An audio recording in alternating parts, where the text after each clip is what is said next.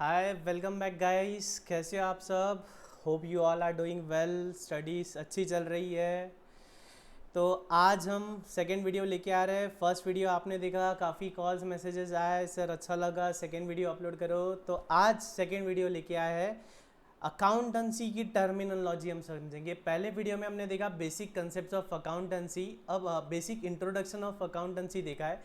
अब हम देखेंगे अकाउंट्स में यूज़ होने वाली टर्मिनोलॉजी। तो अच्छा, एक और बात, ये वीडियो बेसिकली है 11th स्टैंडर्ड के स्टूडेंट्स के लिए, बट ऐसे कोई स्टूडेंट जो साइंस बैकग्राउंड के हैं और जो अभी सीए फाउंडेशन या सीएस में या सीएमए में ज्वाइन करते हैं, साइंस बैकग्राउंड के स्टूडेंट्स जो कॉमर्स फील्ड में आते हैं, ये उन लोगों के लिए भी रेलेवेंट है। काफ़ी बेसिक्स में वन बाय वन सारे कंसेप्ट आपके क्लियर हो जाएंगे। तो आइए देखते हैं बेसिक्स टर्म्स इन अकाउंट्स। मैंने पहले भी बोला था क्यों पढ़ना है, वाई। पहले लॉजिक समझ लेते हैं, बेसिक टर्म्स इन अकाउंट्स हमें क्यों समझना है। देखो, कोई भी एक स्ट्रीम होती है, जैसे कि शेयर मार्केट है। शेयर मार्केट की एक अपनी अलग ही वोकैबुलरी होगी, एक अलग ही टर्म्स यूज होंगे उसमें, जैसे कि बुल।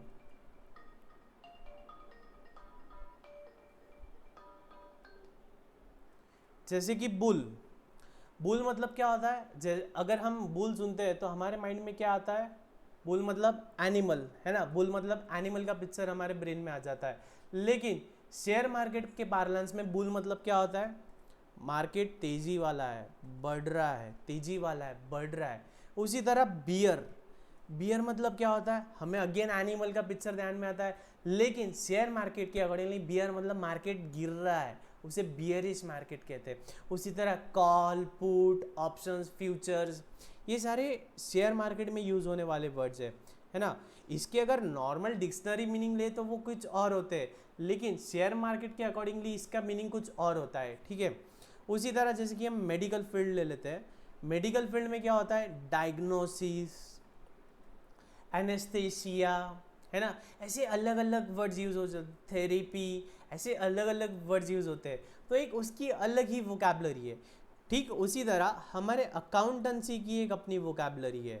अकाउंटेंसी की एक अपनी वोकैबुलरी है जो हमें सीखनी होगी, जो हमने समझनी होगी, जिससे कि हम अकाउंट्स को अच्छे से समझ पाए और इंटरप्रेट कर पाए, ठीक है। तो एक एक करके हम समझेंगे। जैसे कि अकाउंटेंसी क्या है, एक लैंग्वेज है। Accountancy is a language. जैसे कि हम बचपन में इंग्लिश सीखे थे, तो इंग्लिश कैसे सीखे थे, A for apple, B for ball, C for cat. एकदम से हमें समझ गया था कि नहीं, फिर भी हम पढ़ते गए, फिर हमें धीरे धीरे धीरे धीरे उसका मीनिंग समझते गया। तो उसी तरह वन बाय वन हम एक एक टर्मिनोलॉजी पढ़ेंगे, समझेंगे। और ऐसा हो सकता है जैसे कि मैं कुछ सिखा रहा हूँ, जैसे कि मैं अभी एंटिटी का मीनिंग सिखा रहा हूँ, एंटिटी टर्मिनोलॉजी एक्सप्लेन कर रहा हूँ। तो एंटिटी एक्सप्लेन करते करते कोई दूसरा टर्म मैं यूज़ कर लूँ जो आपने कभी सुना ना हो, या आपने सुना हो बट उसका मीनिंग ना समझे आपको, तो डोंट वरी। जैसे ही हमारा जो डिस्कशन है गहरा होता जाएगा, जैसे जैसे हम आगे बढ़ते जाएंगे, हमारी एक एक टर्मिनोलॉजी क्लियर होती जाएगी। ये एक चेन की तरह है। एंटिटी, एंटिटी से दूसरा वर्ड निकलेगा, दूसरे वर्ड से और दो तीन टर्म्स निकलेंगे। तो वन बाय वन हम सारे टर्म्स को कवर करेंगे, ठीक है। तो सबसे पहले आइए देखते हैं एंटिटी मतलब क्या है। एंटिटी मतलब होता है एक बिजनेस। एंटिटी मतलब होता है एक बिजनेस। जैसे कि रिलायंस इंडस्ट्रीज, एंटिटी मतलब एक बिजनेस ऑर्गेनाइजेशन समझो आप। जैसे कि रिलायंस इंडस्ट्रीज, है ना, पतंजलि, वी स्मार्ट, ठीक है। ये सब क्या एक एंटिटी है। अब बिजनेस अलग है और बिजनेसमैन अलग है, बिजनेस के ओनर अलग है, बिजनेसमैन या ओनर अलग है। बिजनेस अलग होता है और बिजनेस अलग होता है, इसे हम कहते हैं बिजनेस एंटिटी कंसेप्ट। ये आगे के लेक्चर्स में हमें समझेगा। तो अभी आपको बस ये समझना है, एंटिटी मतलब कोई बिजनेस होता है और बिजनेस अलग होता है और उसका ओनर अलग होता है। जैसे कि रिलायंस इंडस्ट्रीज, मुकेश अंबानी, या जो शेयर होल्डर्स है, ये आपको साथ साथ में लिख लेना है, आपकी कंसेप्ट क्लियर होते जाएगी, आपकी शॉर्ट नोट्स बनती जाएंगी। पतंजलि, वी स्मार्ट एकेडमी, ठीक है। तो सीए विशाल सर, है ना, विशाल सर ओनर है। विस्मार्ट एक एंटिटी है, विशाल सर इसके बिजनेसमैन है, ठीक है। उसी तरह कोई एनजीओ हो सकती है, नॉट फॉर प्रॉफिट ऑर्गेनाइजेशन हो सकती है। तो एंटिटी मतलब एक ऑर्गेनाइजेशन जो बिजनेस कर रही है, और बिजनेस ओनर वो होता है जो उस बिजनेस को स्टार्ट करता है, उसको प्रमोट करता है, या उसमें जिसका स्टेक होता है, ठीक है।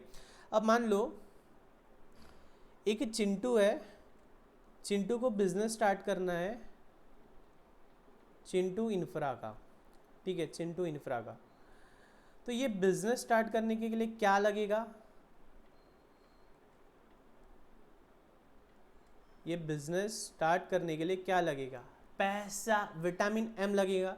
तो चिंटू पैसा इन्वेस्ट करता है ये बिजनेस में, चिंटू बिजनेस में पैसा लगाता है। तो वो पैसा क्या है, वो पैसा क्या हो रहा है, वो पैसा है कैपिटल, वो पैसे को हम बोलते हैं कैपिटल। चिंटू ने जो पैसा बिजनेस में इन्वेस्ट किया है वो कैपिटल है। किसके पॉइंट ऑफ व्यू से कैपिटल है, बिजनेस के पॉइंट ऑफ व्यू से वो पैसे को हम बोलेंगे कैपिटल, मनी नहीं बोलेंगे, उसे हम बोलेंगे कैपिटल, ठीक है, उस पैसे को हम बोलेंगे कैपिटल। किसके पॉइंट ऑफ व्यू से, बिजनेस के पॉइंट ऑफ व्यू से।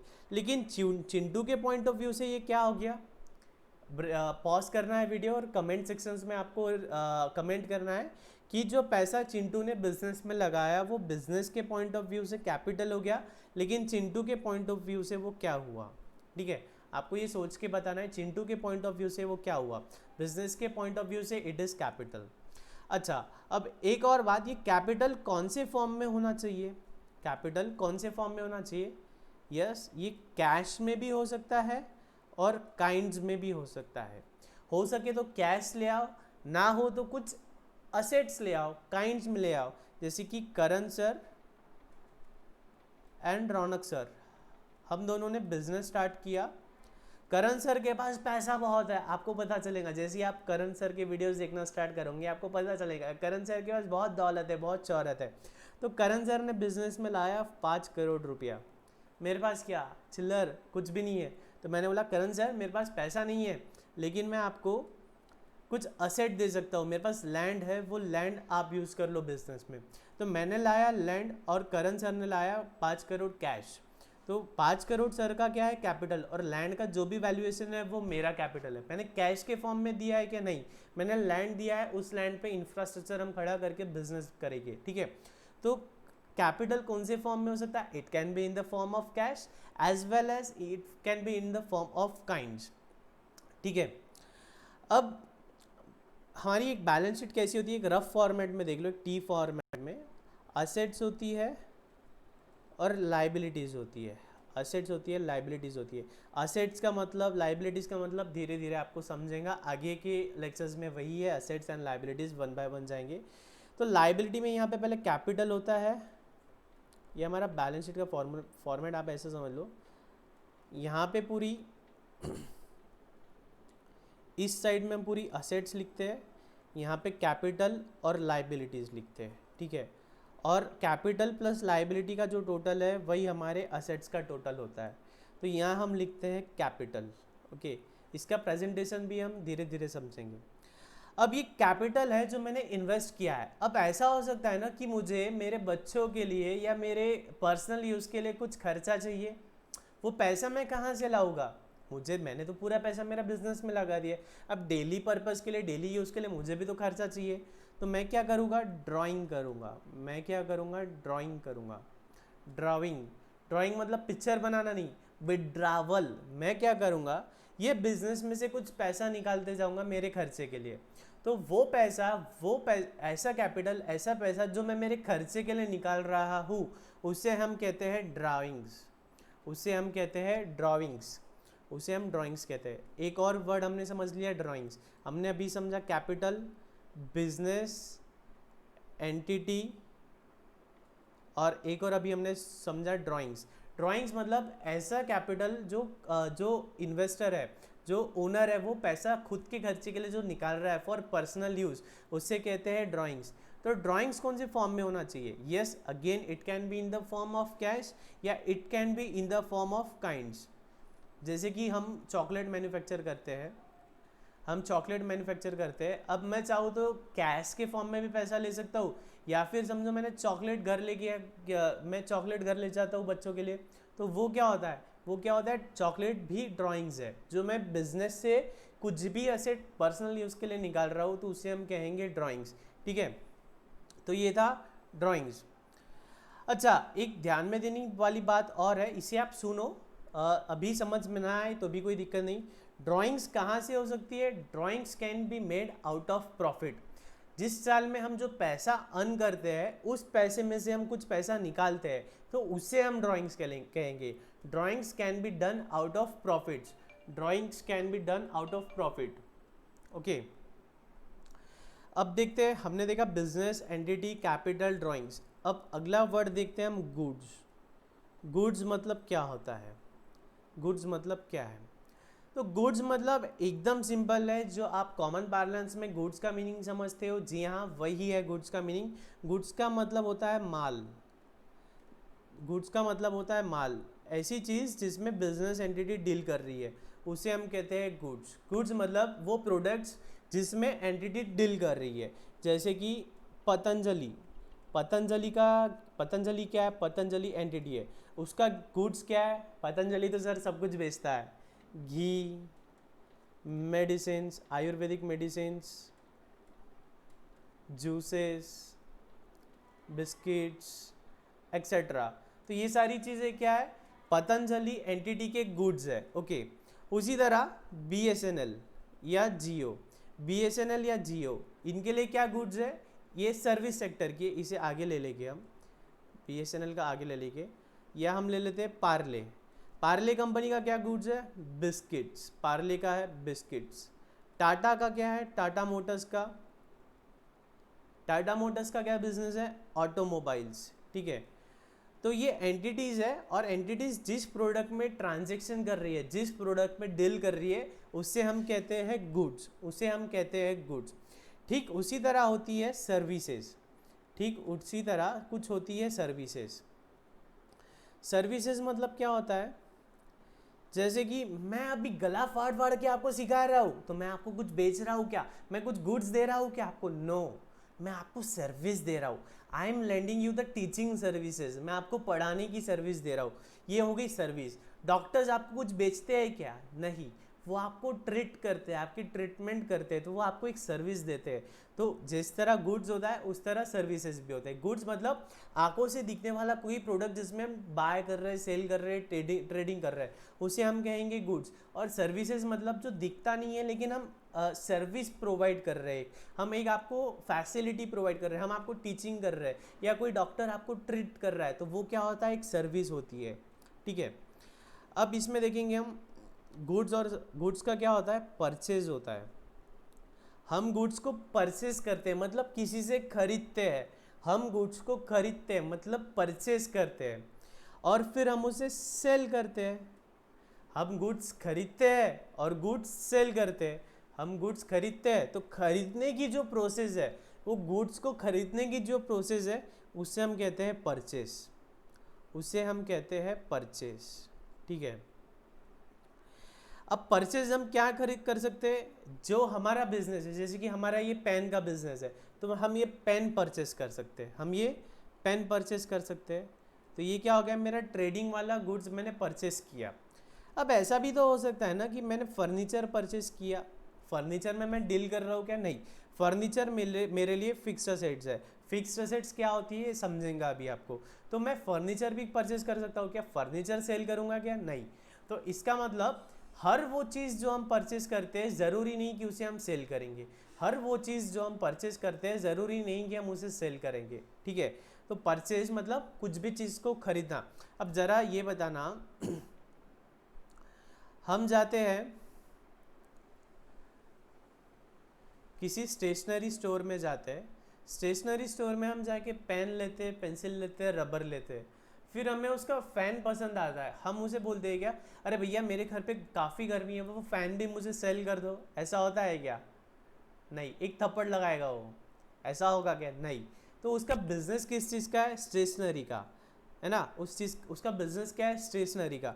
तो स्टेशनरी परचेज उसने सेलिंग के लिए किया है, और फर्नीचर उसने परचेज खुद के यूज़ के लिए किया है।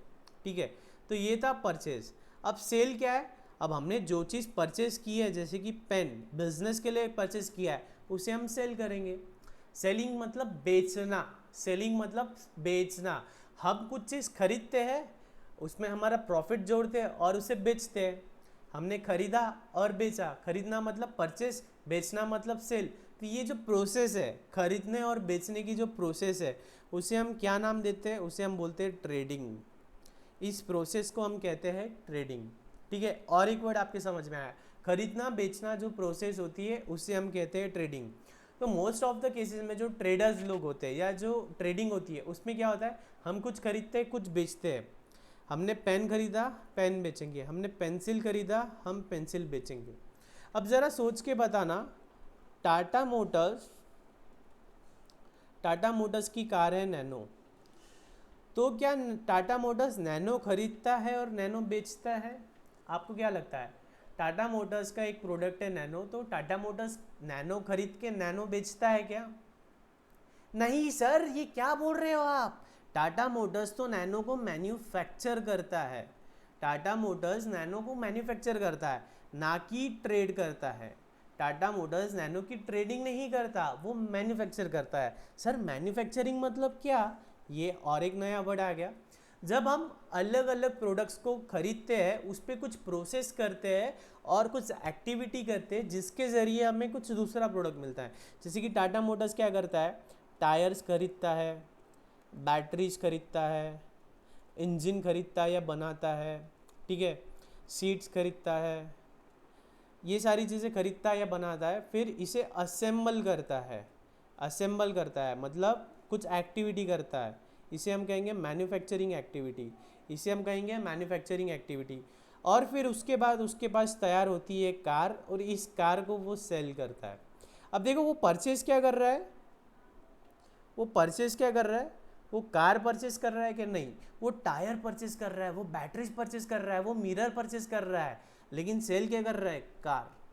तो हम कुछ और परचेस करें और कुछ और सेल करें, ऐसा हो सकता है। कौन से केस में? मैन्युफैक्चरिंग के केस में।